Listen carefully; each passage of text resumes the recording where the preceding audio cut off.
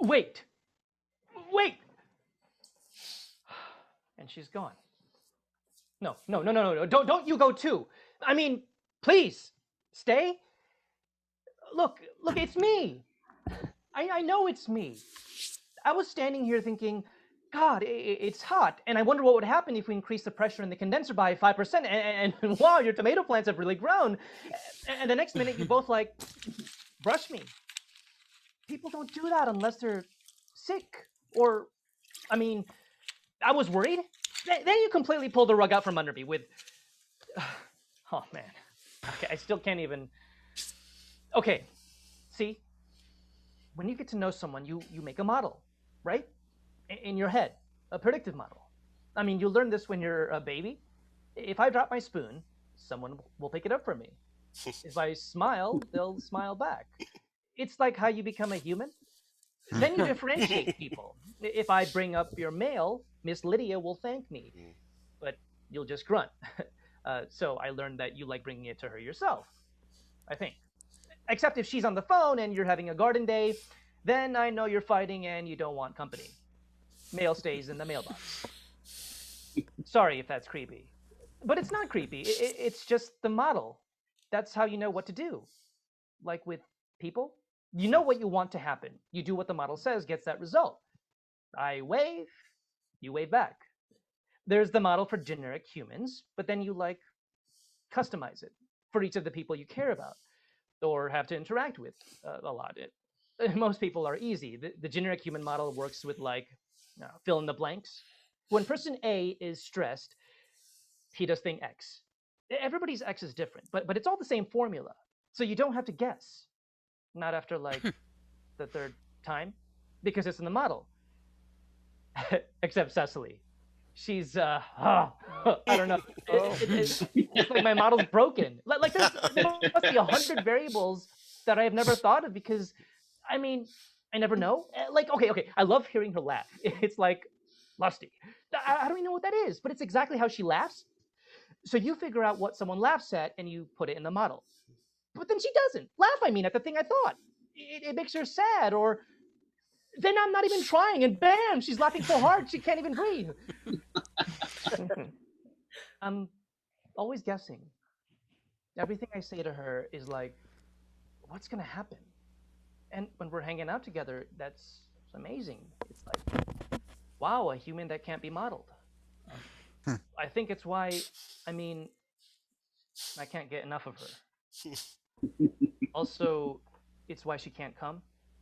Because I never know. And if I never know, then there's always a chance that, I mean, like with you two, just now, you can't take a person by surprise like that.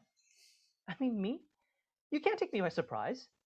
I don't think other people, and that's why, I mean, she'll get excited or stressed or, I mean, I don't know, but she'll start flinging information at me and I'll have to think and react.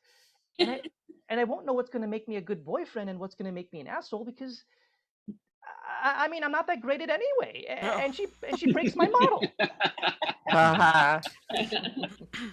And then I get this feeling that starts kind of here.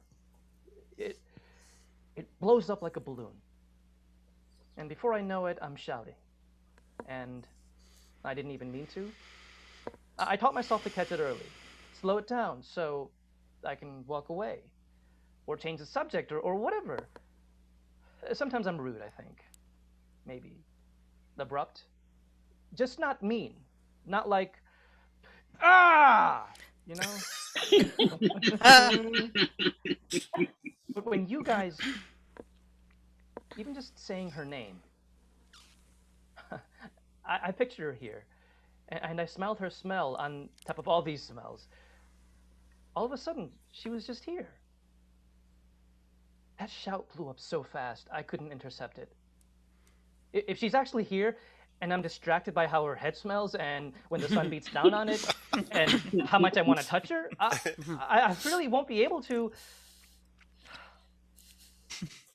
She's never seen me lose control like that. I mean, once when we were at a fair housing protest and this bunch of millionaire Googlers got in her face.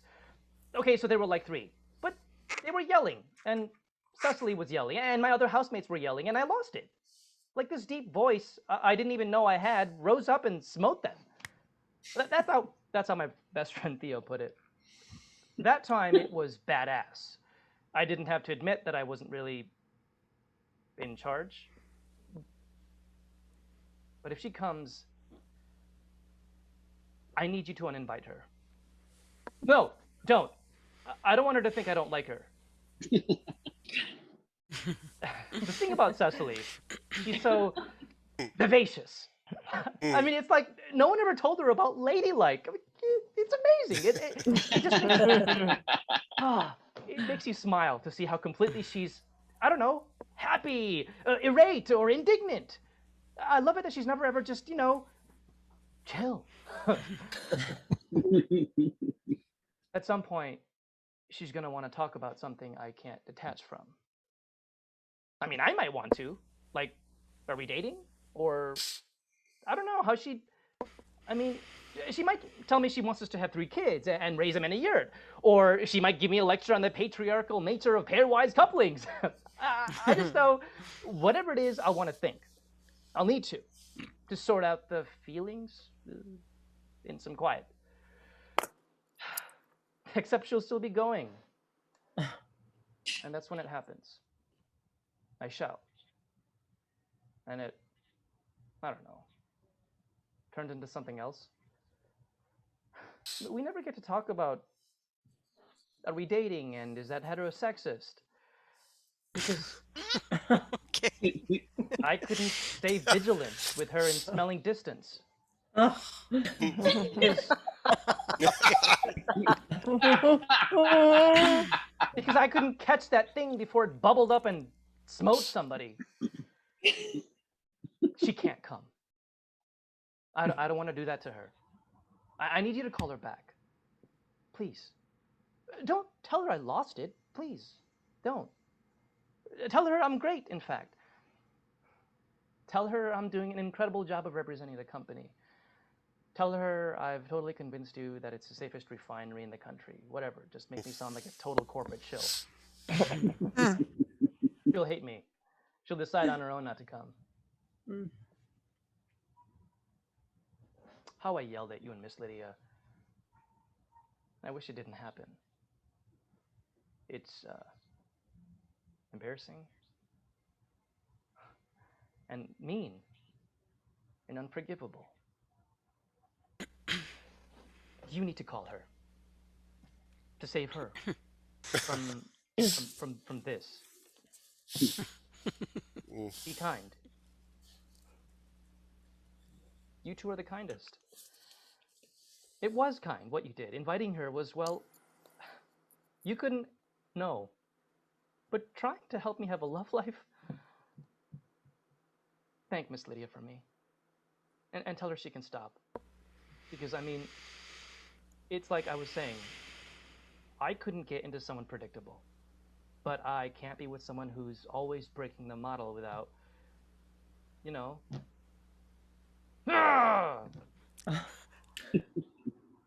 just a person who should be single. I guess you figured that out, though. After I'm gonna stop talking now. It's another thing that happens when that makes me, not such a catch. Oh. Did tell Cecily that too when you call. You will, right? Call her. Then she'll decide not to come, not to bother with me. And then, well, at least no one else will be smote. Smitten? So thanks. Okay, sorry. Oh my God. What? Baba.